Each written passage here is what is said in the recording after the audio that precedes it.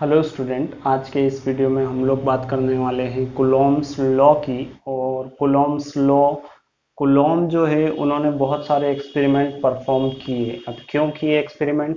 जैसा कि हम लोगों ने हमारे प्रीवियस वीडियो में देखा था कि एक पॉजिटिव चार्ज जो रहेगा वो दूसरे पॉजिटिव चार्ज को क्या करता है, रिपल करता है। एक पॉजिटिव चार्ज जो है वो नेगेटिव मतलब अनलाइक चार्ज को अट्रैक्ट करते हैं एक दूसरे को, और सेम काइंड ऑफ चार्ज होते हैं या लाइक चार्जेस रहते हैं वो रिपल करते हैं। अब रिपल कर रहे हैं या अट्रैक्ट कर रहे हैं तो डेफिनेटली वहां पे एक फोर्स एक्ट करेगा।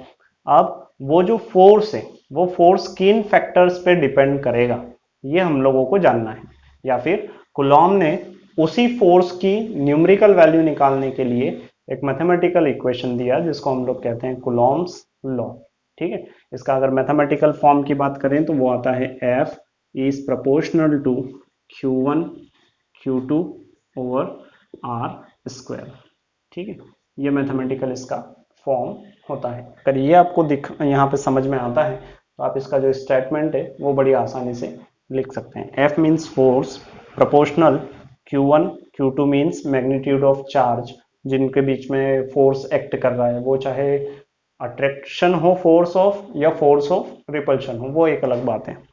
Are separation between the charges या डिस्टेंस बिटवीन दी चार्जेस। तो according to Coulomb's law, force acting between two charges is proportional to, ये प्रोपोर्शनल आया, force acting between two charges is proportional to product of, ये यहाँ पे इन दोनों का Q1 Q2 का क्या हो रहा है, multiply, product of their magnitude. मतलब Q1 की क्या वैल्यू है, Q2 की न्यूमेरिकल क्या वैल्यू होती है, उसे हम लोग कहते हैं मैग्नीट्यूड। ठीक है, product of their magnitude and, ये देखिए ये डिनोमिनेटर में है तो इनमें जो रिलेशन आएगा वो क्या आएगा, इनवर्स रिलेशन आएगा। तो inversely proportional to the square, inversely proportional to square of distance. ये जो r है ये किसको रिप्रेजेंट कर रहा है, डिस्टेंस। सपोज एक चार्ज यहाँ पे है जिसका नाम दिया हमने Q1, यहाँ पे दूसरा चार्ज है जिसका नाम दिया Q2, और इनके बीच का जो ये सेपरेशन है उसी को हम लोग क्या कह रहे हैं, r। ठीक है, एक बार फिर से रिपीट करता हूँ, force acting between two charges, point charges, ये भी याद रखना कि कुलॉम्स लॉ जो है वो केवल पॉइंट चार्जेस के लिए एप्लीकेबल है, इसलिए पॉइंट बोले। Force is acting between two charges is proportional to product of their magnitude and inversely proportional to square of the distance between them. ठीक है,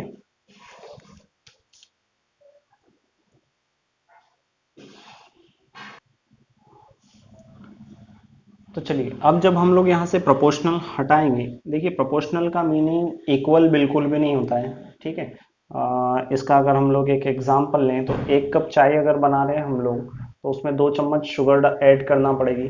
2 कप अगर चाय बनाएंगे तो शुगर कितनी हो जाएगी, 4 कप।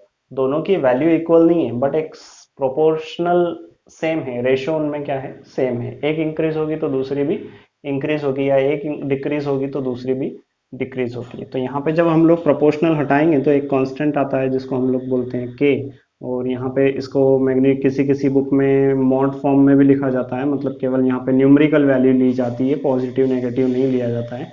पॉजिटिव चार्ज या नेगेटिव चार्ज क्या है उस पर मैटर नहीं करता है। एक्चुअली यहाँ पे हमने वेक्टर फॉर्म में नहीं लिखा है उसको, अभी स्केलर फॉर्म में हम लोग लिख रहे हैं।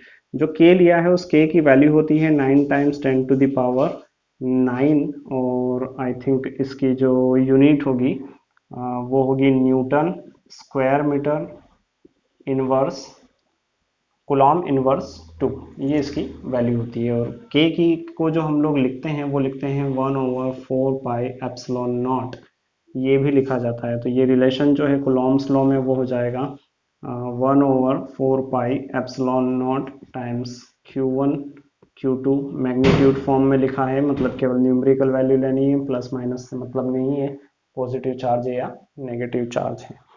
अब यहाँ पे जो ये एप्सिलॉन आया है इसको बोला जाता है absolute permittivity of free space.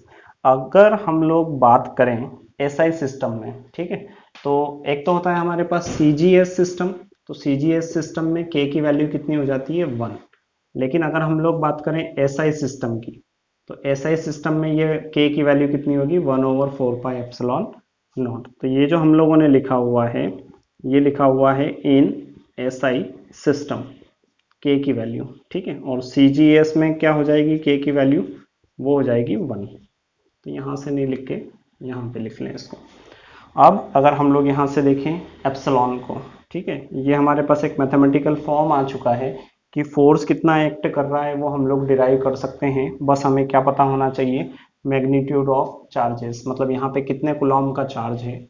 1 Coulomb है तो यहाँ पे 1 आ जाएगा, ठीक है, अगर दोनों तरफ 1 कुलॉम चार्ज है। अगर यहाँ पे आ जाता है वैल्यू कुछ, अगर आप लोगों को डिस्टेंस सेपरेशन दिया हुआ है सपोज 1 मीटर, तो अगर आपके पास Q1 की वैल्यू 1 कुलॉम, Q2 की वैल्यू 1 कुलॉम, R मतलब उनके बीच का सेपरेशन जो है वो अगर 1 मीटर दिया हुआ है, तो ये देखिए ये भी 1, ये भी 1, ये भी 1, ये पूरा कैंसिल खत्म हो जाता है, मतलब इसकी वैल्यू 1 हो जाएगी। और ये जो पूरा है, तो ऐसे चार्ज जिनके बीच में, जिन पर 1 कुलॉम चार्ज है और सेपरेशन 1 मीटर है, उन पे फोर्स कितना लगेगा, वो लगेगा 9 times 10⁹ newton square metre coulomb inverse 2, ठीक है। तो ये जो थी, ये बड़े काम की चीज़ है, क्योंकि ये बहुत काम आने वाला है, कभी कभी इस पे न्यूमेरिकल क्वेश्चन भी पूछे जा सकते हैं। तो इसलिए इसको बड़े अच्छे से समझें और नोट्स प्रिपेयर करें। अगर ये वीडियो आपको अच्छा लगा है तो हमारे चैनल को लाइक, शेयर, सब्सक्राइब जरूर करें। अब अगर हम लोग चाहें तो यहाँ से जो ये एप्सिलॉन है, इसकी वैल्यू भी फाइंड की जा सकती है, क्योंकि देखिए अभी एप्सिलॉन की वैल्यू यहाँ पे हमने क्या लिखा था कि k जो है इक्वल्स टू होता है 1/4πε0। इसकी वैल्यू निकालना है, इसलिए इसको इधर लेके आ जाते हैं, ε0 k जो है ट्रांसपोज हो जाएगा 1/4π और यहाँ पे आ जाएगा k। ये हो जाएगा एप्सिलॉन इज इक्वल्स टू 1/4π, 4 पाई की वैल्यू कितनी होती है 3.14 टाइम्स, k की वैल्यू कितनी है 9 टाइम्स 10⁹ ठीक है। और यहाँ पे लिखा था हमने न्यूटन स्क्वायर मीटर और कुलॉम इनवर्स 2। जब इसको न्यूमेरिकली हम लोग सॉल्व करेंगे तो हमारे पास इस एप्सिलॉन की वैल्यू आ जाएगी, ठीक है। तो सबसे पहले तो ये न्यूमरेटर में चला जाएगा,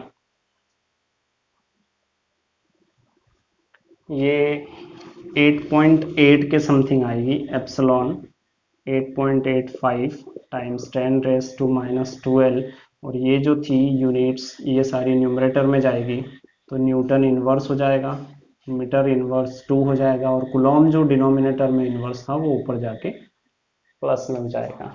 तो इस तरीके से हम एप्सिलॉन की भी वैल्यू लिख सकते हैं। Permittivity of free space, electrical permittivity of free space है, और ये क्या डिफाइन करता है कि जिस मीडियम में आपने चार्ज को रखा है वो चार्ज वहां पे इलेक्ट्रिक फील्ड को किस तरीके से अफेक्ट कर रहे हैं, ठीक है। वीडियो अंत तक देखने के लिए धन्यवाद।